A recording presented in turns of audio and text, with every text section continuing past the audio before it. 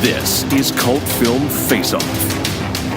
Hello and welcome to Cult Film Face Off, episode 62. With me, as always, is Chet Roivas. Hi. And I am Nick Leonard. On this week's episode, we will be discussing a pair of aerial combat action drama movies. It's Cruise vs. Cage, Black Hawks vs. MiGs, it's Top Gun vs. Firebirds. First up, and greased and ready for a game of volleyball with the boys, is Top Gun from 1986, directed by Tony Scott.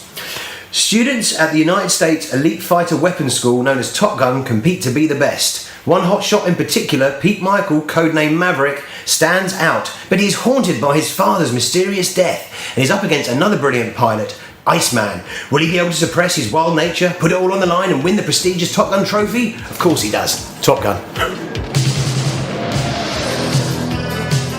I'm gonna send you up against the best. Yes, sir. You two characters are going to Top Gun. I feel the need for speed. For 5 weeks, you're gonna fly against the best fighter pilots in the world. You guys really are cowboys. I don't like you because you're unsafe. That's right. I am dangerous. The wild card flies by the seat of his pants. I guess when I see something, I go right after it. It takes a lot more than just fancy flying. Film in this school is about combat. There are no points for second place. Figured it out yet? What's that? Who's the best pilot? No, I think I can figure that one out on my own.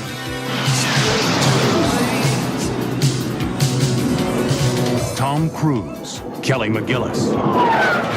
Top Gun. Right, so Top Gun, you haven't seen it. I had never seen Top Gun. I'm not sure why. It's one of those films that was unavoidable when we were younger. Yeah, I mean, I'm frankly fascinated to talk to somebody, especially yourself, who has not seen Top Gun, watching it in the year 2018. Okay, first of all, I have it's not really a theory, but I was curious about this, because when I started watching it, I thought, is this one of those movies that has a kind of premium status? It has some kind of like, I don't mean among film fans, I mean among studios. There's certain films, this has never to my knowledge been on Netflix, it's never to my knowledge been on Amazon Prime or any other streaming service. I've never seen a discounted Blu-ray. It's not on TV anymore, you never see it. I wonder if it's... There was a stage where it was on TV a lot. When I was a kid, it was on all the time. Yeah, ITV. These days, not so much. I wonder if the studio just thinks every time we put it out, there's a certain number of people who pay for it. It's got to a point where we don't need to diminish it by putting it on Netflix or something. It always makes money. There's another film I thought was Pretty Woman. That's disappeared. Yeah. But it has a kind of status and stature that maybe it makes a certain amount of money that they don't... I don't know. I just had this weird theory. It's weird how it's disappeared and yet it still remains this sort of touchstone. Yeah.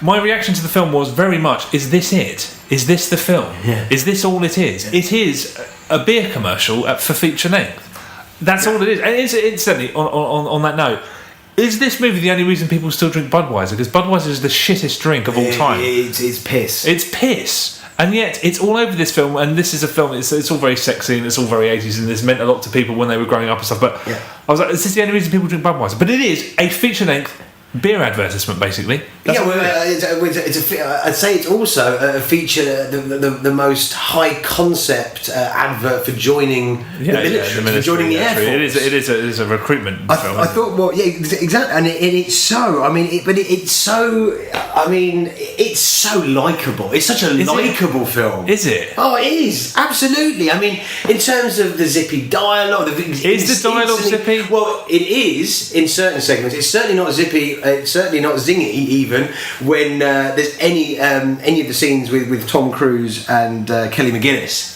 Yeah, that's. I mean, their romance is flatter than a pancake. That's true. But in terms of like the laddie, you know, the male bonding banter, the need for speed, you know, you could quote some of the lines back and forth between, you know, Goose and Maverick. It's very quotable dialogue. Is it? I mean, I thought as I was watching this, first of all, I was like, it's really eye-opening because the Simpson Bruckheimer movies, they all look the fucking same. I mean, obviously we all know that, but I was like, wow, the fucking red light and the sweat and the sunsets. I was like, they really are. They hit upon a formula and then they just rinse it out. Yeah. It's probably because I haven't seen one of them in a long time. Obviously, they all look the same, but the extent to which they do now, from a sort of years later, I'm like, wow, God, they after Top Gun, every film looked like Top Gun.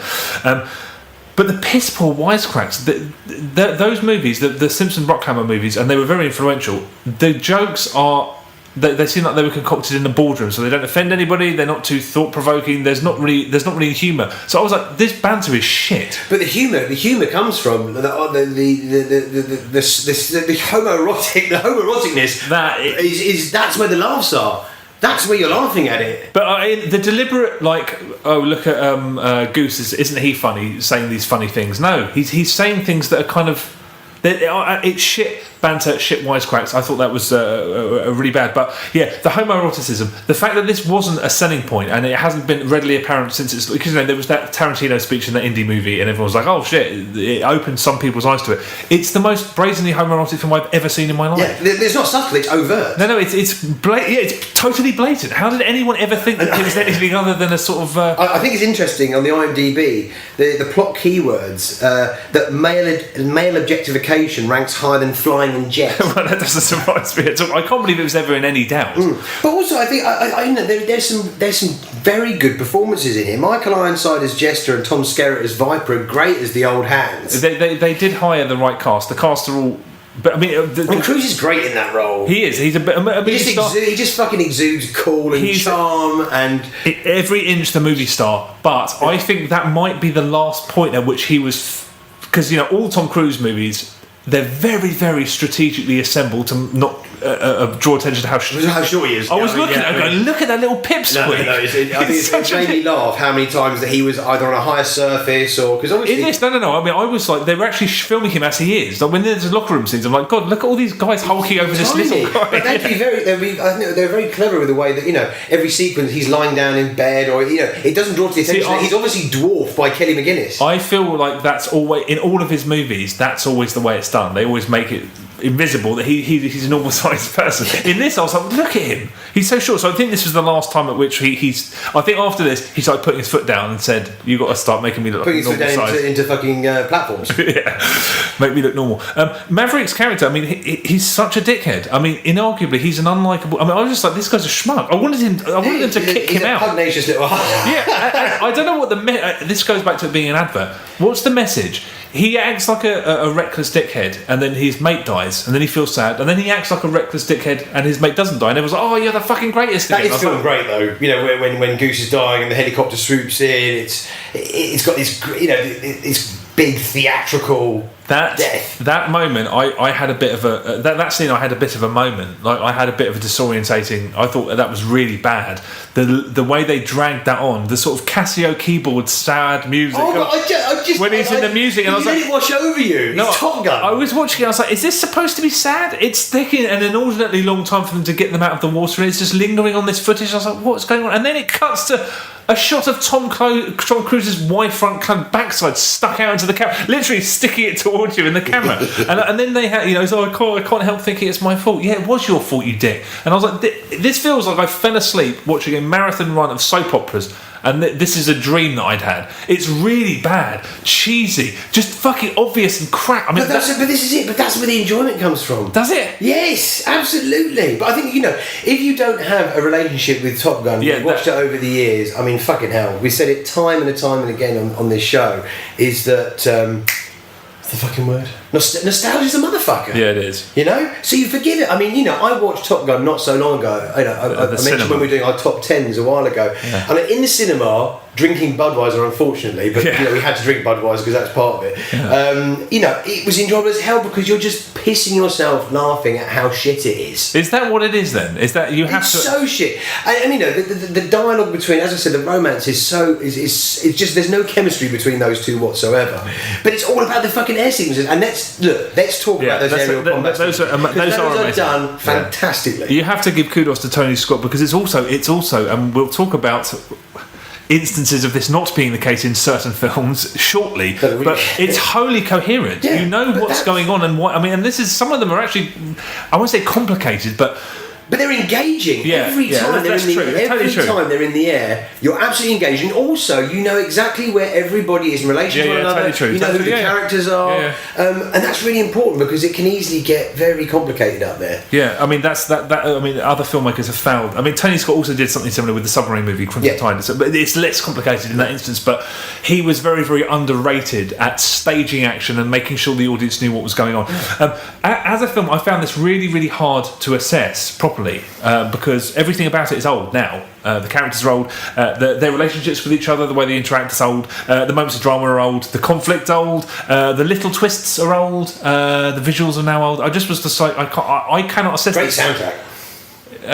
Again, I can't really. Harold Faltermeyer kills the soundtrack. Did he? It's great 80s. Oh. The Casio keyboard dirge when Goose dies, I was like, this is like duh, duh, duh. I was like, this is rubbish.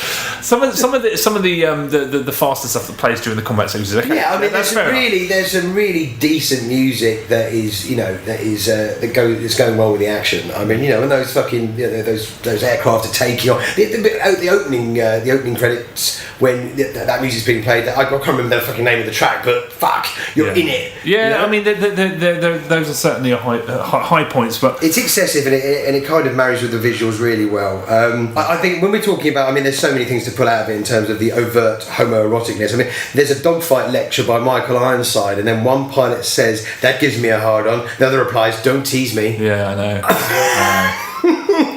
I mean, really, that's the high point of this. Is watching this is just you're there, just dumbfounded. How at the time wasn't everybody going like, "Why did this only come out 10, 15 years later?" No pun intended. Maybe it was to some people.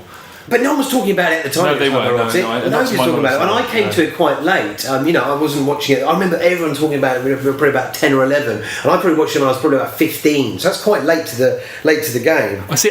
Watching this, as hard as I found it to assess because it's so of its time, I just thought even if I saw this at prime, I don't know, 8, 9, 10. If I saw it at that age, I don't think I'd have liked it then either. There's not enough action in it. I don't think I ever would have liked this film. It's hard for me to say because obviously when you're a kid, you fucking like everything that's like this. But I was already onto Predator and stuff like that by that point. I don't know if I would ever have liked it. It seems sort of there's not a lot of incident, and I thought it was quite funny at the end where. Because I thought it was just them in some school, and then when there's this pseudo war, oh my god, we're suddenly going to war, and then at the end they go, Russia. Well, they have to put it into practice, don't they? They've been training the whole film. But isn't it instigated by a Russian fighter committing an act of war, and then at the end they go, oh yeah, there's some wank get out clause. Oh, we're not actually at war, but everything's happy, hunky dory. I mean, I was just like, come on. I had no idea it was going to go and actually try and become a war film at the end. The love scene I thought was very funny because when he has a shower and then fucks off. No. The actual love scene. I say it's a love scene.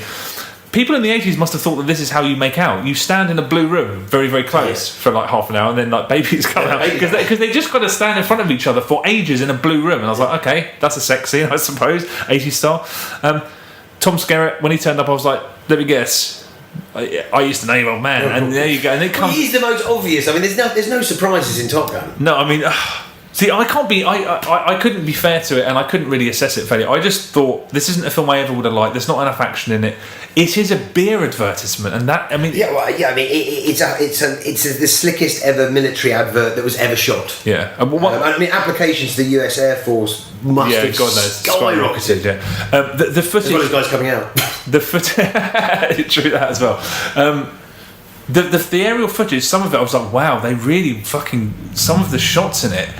Just logistically, you wouldn't even. Most filmmakers would not even bother to get. Where multiple planes are in the same shots and performing also. I was like, wow, some of it. I mean, it's breathtaking. The aerial stuff is fucking breathtaking. Great. I mean, just that for that, it's worth seeing for that alone. Yeah. Also to laugh. It's a film you laugh at. It's not a film you laugh I was trying to just understand it as this cultural touchstone that I had to finally see. So I wasn't. I mean, don't get me wrong. I was laughing at it, but I didn't realise. You expected it to have way more depth, or to even have a story that would resonate in some way. It's just a beer advertisement. You could write what happens on the back of a beer. You probably could, yeah. I didn't like it, but the aerial footage. I will say this film's 30 plus years old now, and it's been around in the culture for forever. I think it's aged well, considering it's 30 plus years old. A lot of those Bruckheimer films, for all of their faults, have aged very, very well, just because the aesthetic's so fucking. So glossy, but 30 plus years it's been in the culture, and I've known about it for all the time. One of the best plot twists in film history, and I didn't even know about it. It's kept from me. How did I not figure it out? How the hell was it? How has it evaded me all this time? 30 years without knowing the plot twist. Amazing. Final scene.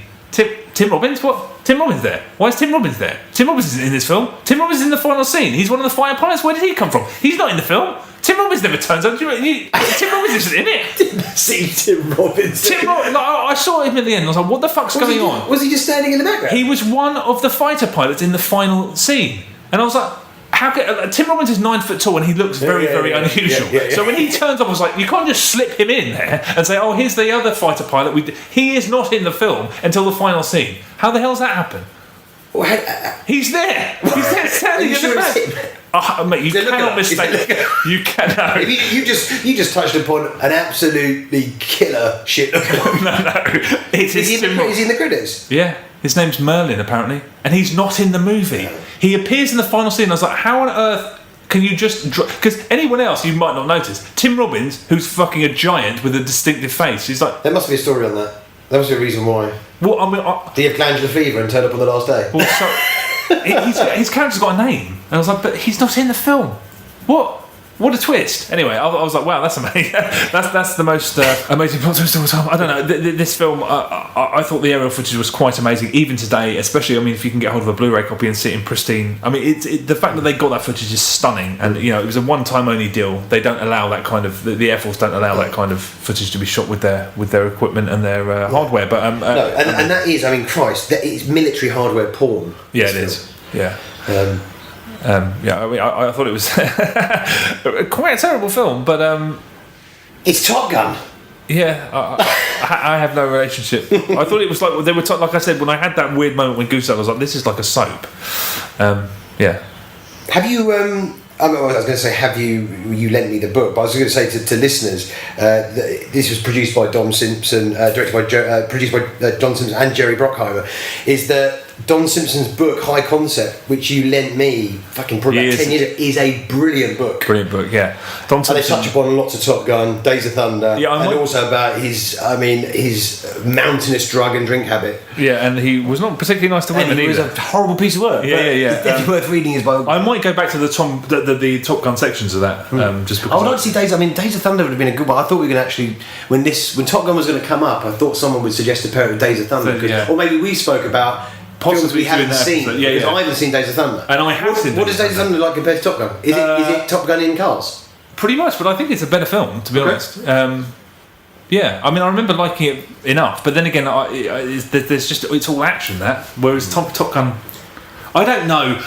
This is a confusing film to look at now because it's so of its time and it's so inconsequential in every department that I was just like, I don't really know what to make of this. Maybe if I saw it with a crowd and everybody was kind of lapping up. I think you need to see it with beers. Yeah, beers with loads of people who've seen it before, and everyone's quoting it along. I mean, this is the thing. I've seen Top Gun probably half a dozen times. I'd say. I think that's pushing it. 4 or 5 times, I'd say at least.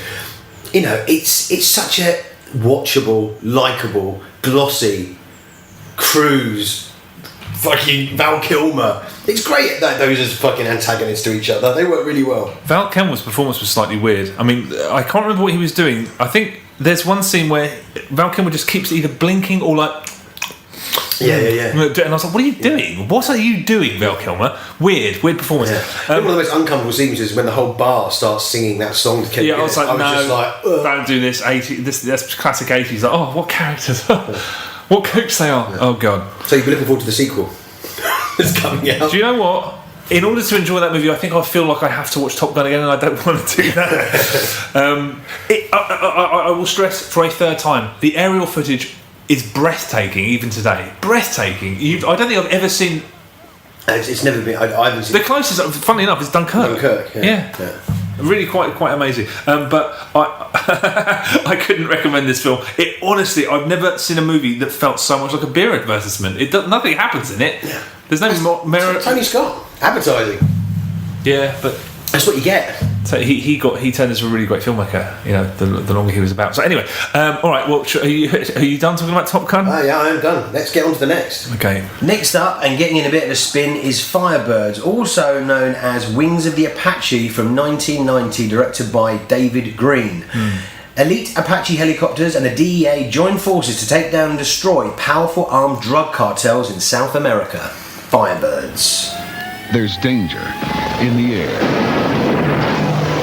They call them Firebirds. Riding in the gunner seat of this aircraft at 150 knots through the treetops is like riding strapped to the nose of a bullet. That sound like fun?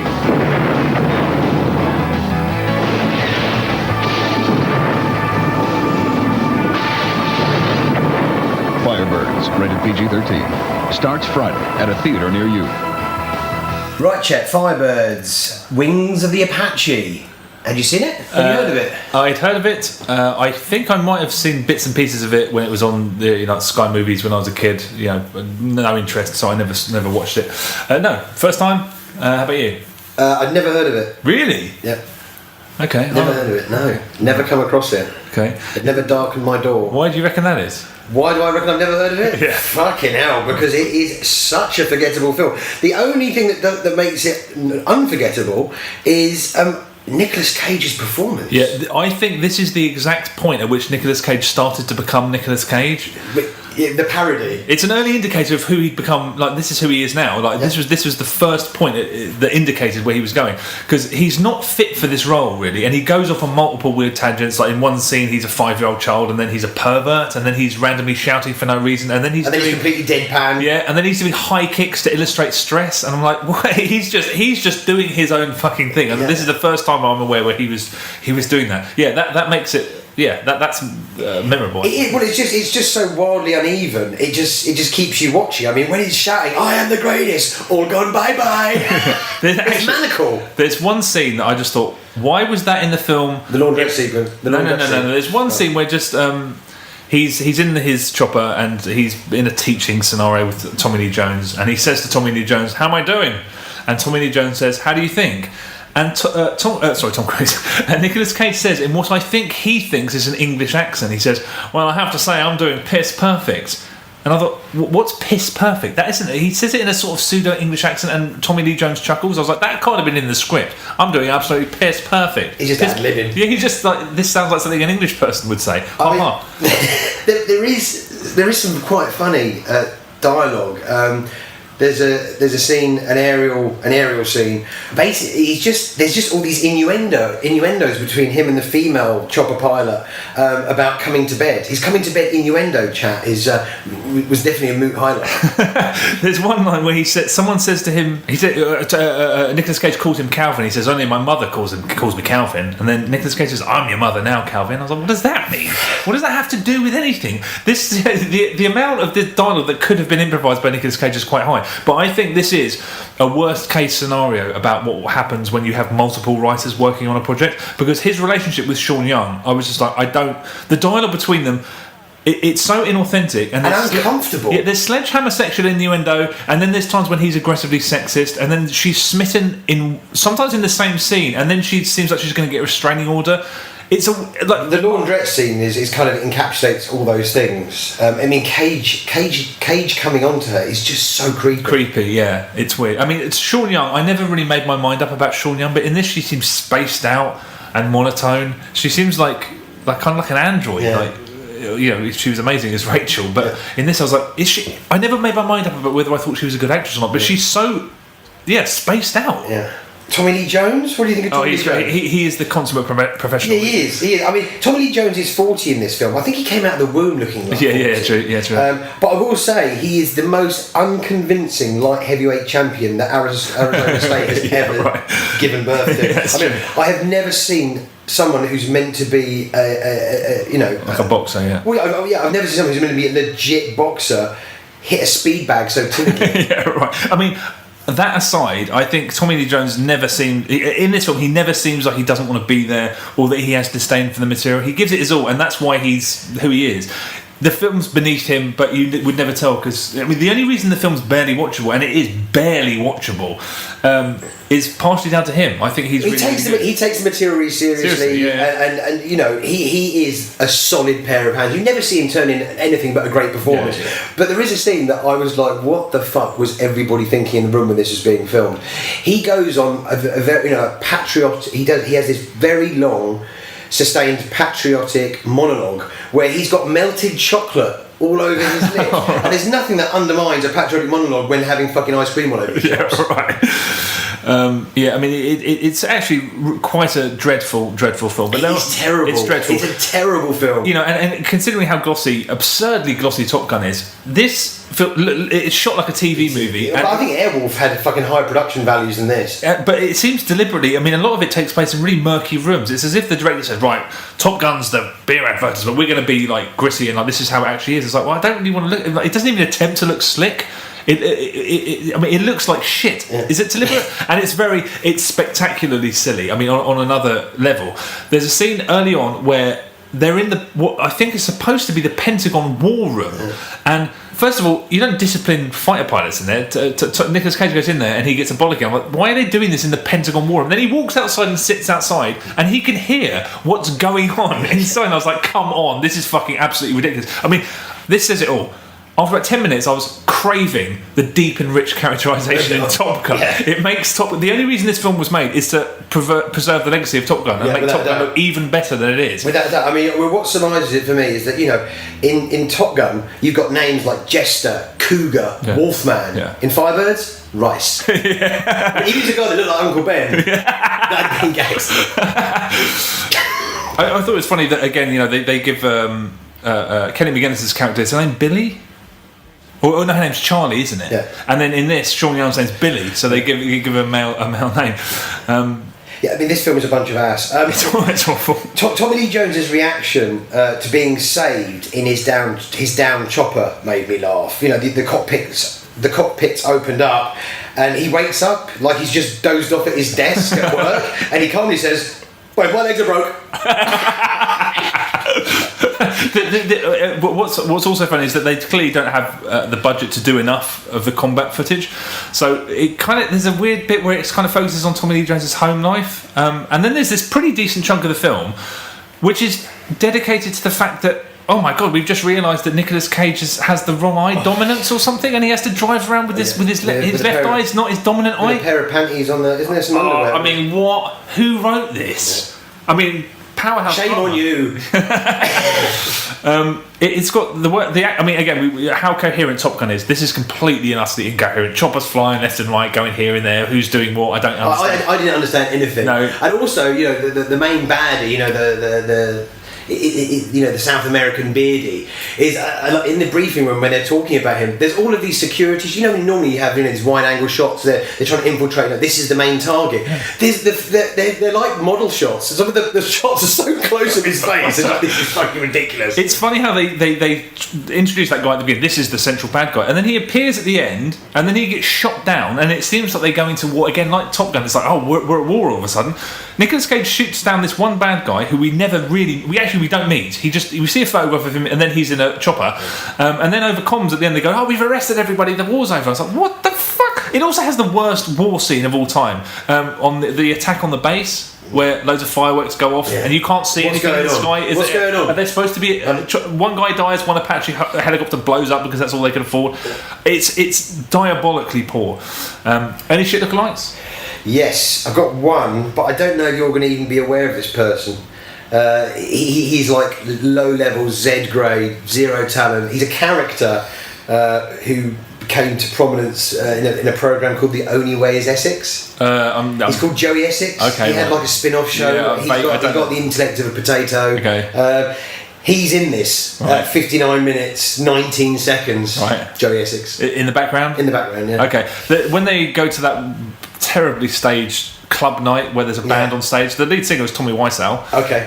Although that's good. I remember him. In a couple of moments, he kind of looks like Brad Dourif as well. Yeah. I know the guy. It's handsome. it's so that scene's so badly done, and also again with the humour. The fight sequence as well. The fight on the dance floor with Nicolas Cage. Oh, that's just pantomime. But the humour, you know, like Top Gun, jokes that aren't jokes, sort of upbeat. I suppose you can't even call it banter. I don't know what it's humour. At the end, the film sort of finishes with Sean Young and Nicolas Cage arguing about who's going to drive. Yeah. This isn't funny. It's not revealing about who you are as people. They're just saying, "I'm going to drive now. I'm going to drive now." Yeah, but it's not even. Oh, it's so bad. This film is absolutely dreadful. I was watching it with a friend. He literally left. Yeah. We paused this. I literally can't sit through it. So he left, and we thought we'd done an hour of the film, and it was 22 minutes. And I was like, oh, this is just a straight down the line terrible film. But it's a turkey. It's a huge turkey. That's why I've never heard of it.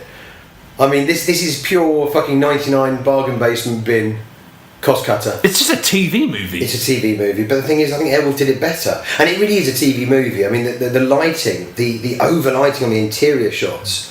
On the characters' faces in the briefing room, I mean, they're just completely floodlit. Yeah, it looks like a soap. It looks like shit. It's cheap. Cheap, yeah. And there's nothing inventive about it. There's nothing. There's not one single shot where I thought, oh, that was done well, or one single edit. It was all confusing when it was in the air. Yeah. Throwaway crap. I don't know why I made a note of this, but I looked at. There's the Siskel and Ebert's review of Firebirds is on YouTube. And they're not kind to it, obviously, as it deserves. But I was scrolling down, and there's a lot of people saying Top Gun's better and all this stuff. But I found a guy called Percy McQueen 12 said, if you watched this movie and enjoyed it, you're probably a faggot. Which I don't agree with the homophobic slur, but I just thought I can understand why you'd want to cast shade on somebody who liked this film, because why would you? Yeah, I saw.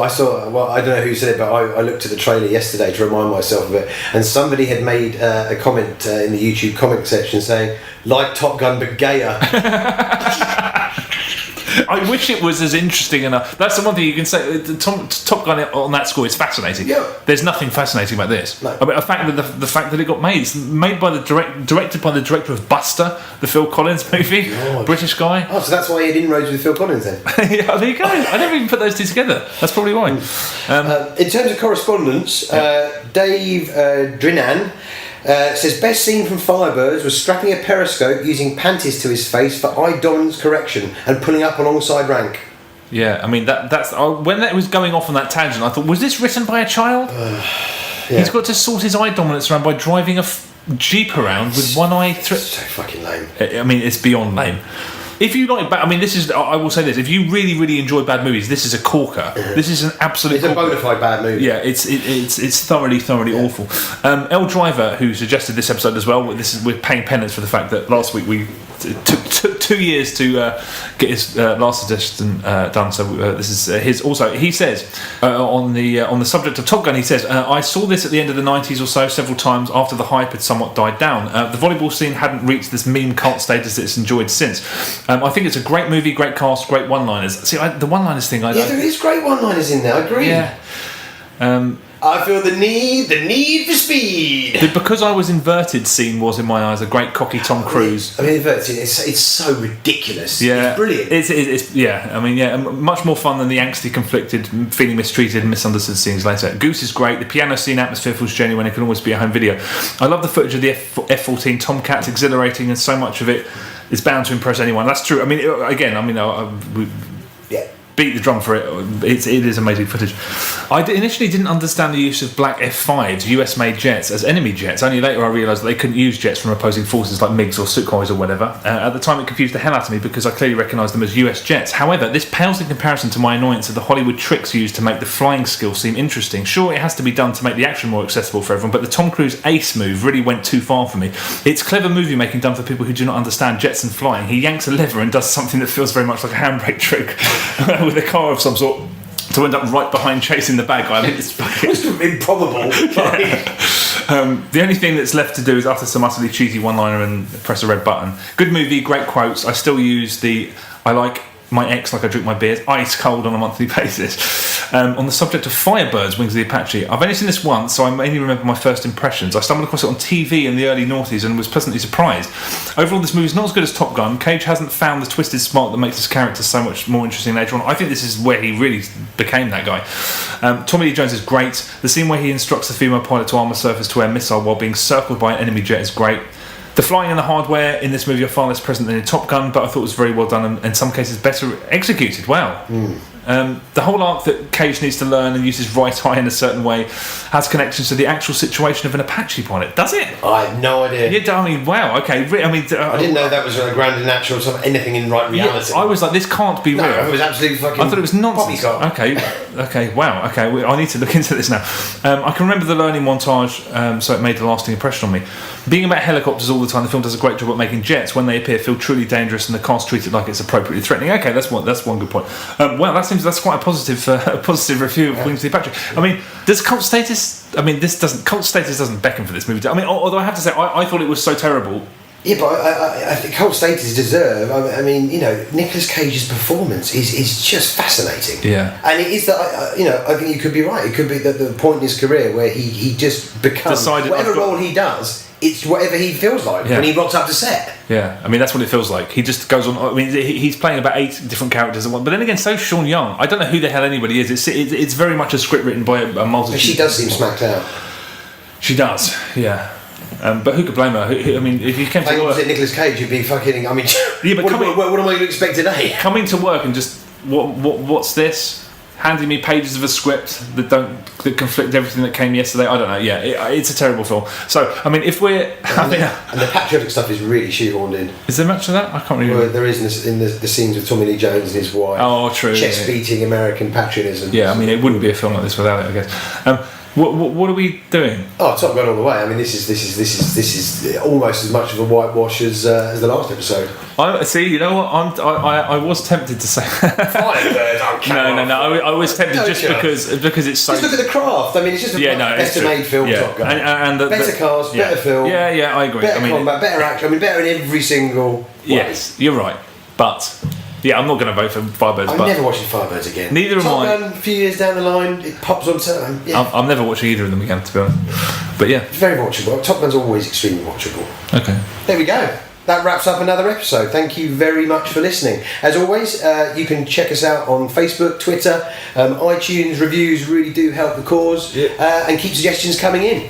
All of our shows are being cut to video and are available on our YouTube channel. And we'll see you in a couple of weeks. Take it easy. Chop.